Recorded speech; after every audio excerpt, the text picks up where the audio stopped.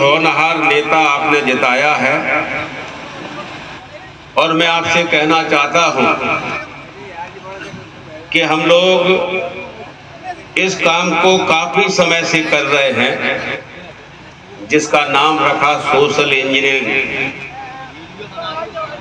अगर हम लोगों ने ये बात, हमारी पार्टी के नेताओं ने हमारी बात मान ली होती, जो हमने बार बार कही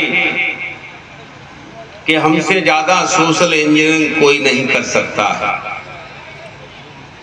हम पिछड़े वर्ग के लोगों को रातों रात जोड़ सकते हैं। हम सामान्य वर्ग के लोगों के बीच में जाकर के मुद्दों पर उन्हें जोड़ सकते हैं। शेड्यूल कास्ट, ट्राइब, माइनॉरिटी के लोगों को आपके बीच में जोड़ करके हम दे सकते हैं।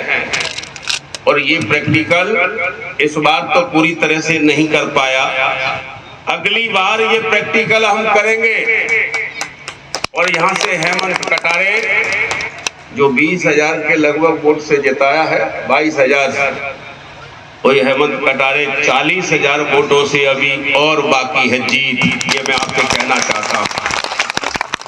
और यही नहीं, हम लोगों को समय कम मिला था, लेकिन मैं आपको कहूंगा कि ये बहुत जरूरी है।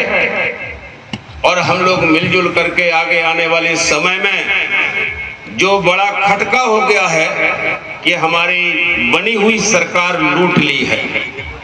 सरकार हमारी बनने वाली थी,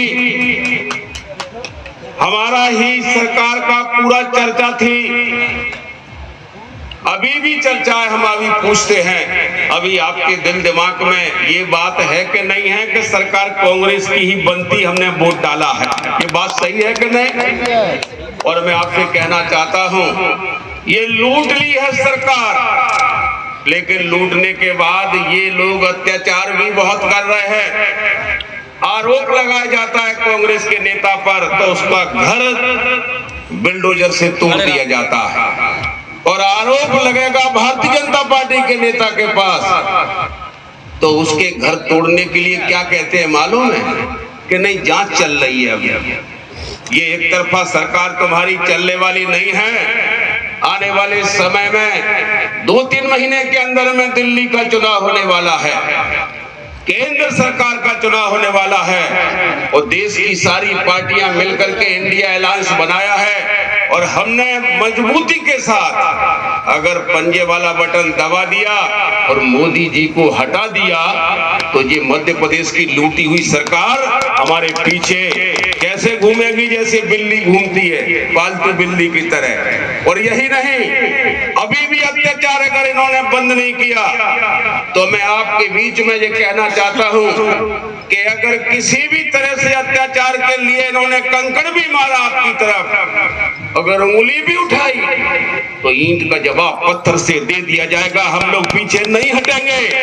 इसलिए मैं आपसे कहूंगा, निश्चित होकर के, निडर होकर के इस काम को करिए जो आगे आने वाला चुनाव है, और उस चुनाव में निडर होकर के मोदी को हटाइए और इस सरकार को आने वाले समय में पीछे पीछे ना घुमा दें। तो मैं दावे से कह सकता हूं कि यहाँ इस मध्य प्रदेश में हम आपको मुंह भी नहीं दिखाएंगे।